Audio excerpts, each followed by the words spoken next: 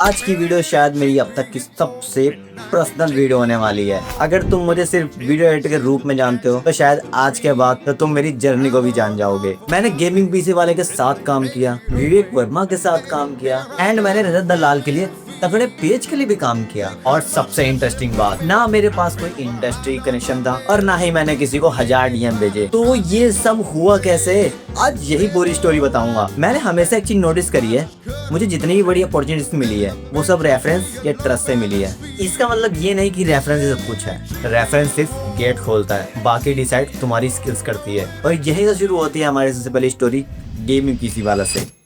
मैं हमेशा की तरह बिल्कुल अपना नॉर्मल सा वही अपना काम कर रहा था, यानी एडिटिंग। एंड मुझे सडनली अपने दोस्त का कॉल आता है, वो कहता है भाई जल्दी आ, लड़ाई हो गई। मैं भी बिना कुछ सोच समझे बस निकल जाता हूँ। एंड वहां जब लोकेशन पहुंचता हूँ तो बंदा आराम से बैठ के अपना फॉर्म भरवा रहा होता है। मैंने बोला भाई लड़ाई कहाँ हुई?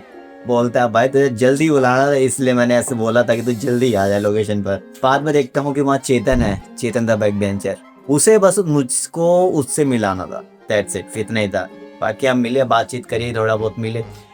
देन चेतन मुझे कहता है सडनली कि एडिटिंग आती है। मेरा दोस्त तुरंत उठते ही बोलता है कि चेतन भाई इसको मेरे से भी अच्छी आती है। तो फिर वो कहता है कि गेमिंग पीसी वाले के पास कुछ दिन के लिए एडिटिंग करनी है। मैं भी सोचता हूँ यार अपॉर्चुनिटी अच्छी है, ठीक है चले जाता है। बस थोड़ा दूर था एंड एक चीज ये था कि मैं उस टाइम पे मेरी तबीयत बहुत ज्यादा खराब रहती थी। देन मैं सीधा नेक्स्ट डे पहुंच जाता हूँ नेहरू प्लेस यानी कि गेमिंग पीसी वाला के शॉप पर, और वहाँ मिलता हूँ मैं जितेंद्र भाई से। एंड वहाँ हमने जितेंद्र भाई से बात करके वहाँ हमने हम सीधा काम समझ के जैसा भी काम था हम समझे और उसके बाद हमने स्टार्ट करा, ठीक है। और मुझे वहाँ पर काम करने में बहुत मजा आया, बट दिक्कत यही थी कि मेरी हेल्थ ज़्यादा ख़राब रहती थी, तो मेरा आने जाने में ज़्यादा प्रॉब्लम होती, मैं थक जाता था और मतलब नॉर्मल पीपल से ज़्यादा मैं थक जाता था। आई डोंट नो, तबीयत ज़्यादा ख़राब थी इस वजह से, ठीक है। देन वैसे ही मुझे टेम्प्रेरी काम करना था, लाइक 10 दिन के लिए काम करना था, क्योंकि उनका जो मेन एडिटर था वो गया था गाँव। एंड मेरी एडिटिंग भी उनको ठीक लगी इसलिए उन्होंने रख लिया, क्योंकि स्किल्स अपने पास तो उन्हें पता ही अच्छी खासी थी। देन मैं 5 से 6 दिन काम करने के बाद मेरी हालत हो गई ज़्यादा ख़राब। देन तो मुझे जितेंद्र भाई को बोलना पड़ा कि भाई मैं अब कंटिन्यू नहीं कर पाऊँगा, तो मैं छोड़ रहा हूँ।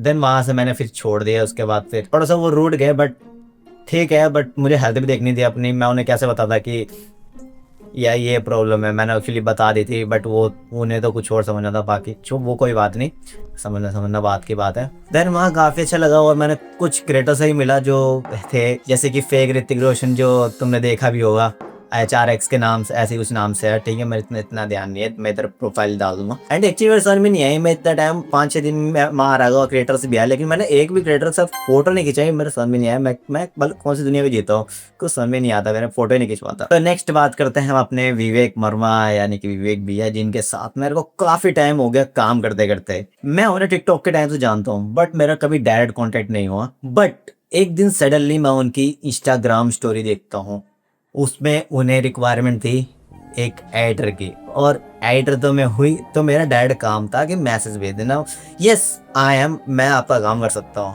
ठीक है। देन मुझे यकीन नहीं था कि भाई रिप्लाई आएगा, बट सडनली शाम को रिप्लाई आ गया। एंड देन उन्होंने पूछा कि काम कैसे कर सकते हो, मेरे को सैंपल मांगा, पोर्टफोलियो मांगा, ठीक है, मैंने दे दिया, ठीक है। सब डन हो गया, मतलब उनको कंफर्म हो गया कि हाँ ठीक है कर लेंगे भाई। मेरे से कॉन्टेक्ट नंबर मांगा, फिर मैं एक दिन मिलने भी गया और मैं मिल कर आया, वो बहुत अच्छा लगा। और उसके बाद से हमने कंटिन्यू फिर नेक्स्ट डे से काम करना भी स्टार्ट कर दिया, जो ये प्रोजेक्ट था उनका। एंड मैं उनके साथ 2023 से काम कर रहा हूँ और आज 2026 हो रहा है। बेशक हम अभी साथ काम नहीं करते हैं, बट हमारा बॉन्ड वैसा ही है, छोटा भाई और बड़े भाई जैसा। हमारी अभी भी अच्छी खासी बात होती है। एंड हॉनेस्टली हर क्लाइंट सिर्फ पेमेंट नहीं होता, कभी कभी कुछ लोग आपकी लाइफ के परमानेंट पार्ट बन जाते हैं। एंड उसके बाद मैंने कंपनी ज्वाइन करी, जिसके थ्रू मैंने रजत भाई का तगड़े पेज के लिए वीडियोस बनाई। ये एक्सपीरियंस थोड़ा सा अलग था, बट बहुत अच्छा था। यहाँ क्रिएटर के साथ डायरेक्ट काम तो नहीं हो रहा था, बट ब्रांड और कैंपेन के बेस पर काम हो रहा था, जैसे कि कमर्शियल एडिट्स, यूजीसी एडिट्स और बहुत सारी अलग अलग होती थी। एंड कुछ रीजंस की वजह से मैंने वो कंपनी फिर एक दिन रिजाइन कर दी,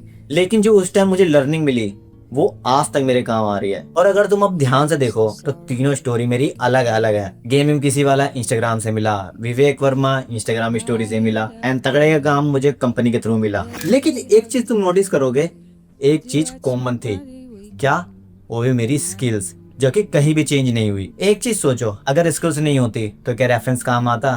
रिप्लाई आता, क्या कंपनी मुझ पर ट्रस्ट करती? और अगर आज मुझसे कोई पूछे कि बिग क्रिएटर के साथ काम कैसे मिलेगा, तो मेरा आंसर एकदम सिंपल होगा, अपना काम इतना अच्छा बनाओ कि लोग तुम्हारा नाम रिकमेंड करें, क्योंकि रिकमेंडेशन मांगी नहीं जाती, अर्न की जाती है। अगर तुम भी वीडियो एडिटिंग या कंटेंट क्रिएशन के फील्ड में हो तो मुझे कमेंट में जरूर बताना तुम किस स्टेज पर हो या राइट नाउ किसके साथ काम करते हो। एंड आई होप तुम्हें बहुत कुछ समझ में आया होगा कि मैंने कैसे काम किया और कैसी जर्नी रही मेरी। क्या तुम्हें कोई लेसन समझ में आया है जिसे तुम मेरी जर्नी से इंप्रूवमेंट कर पाओ? बाकी चैनल सब्सक्राइब कर सकते हो। Okay, take care.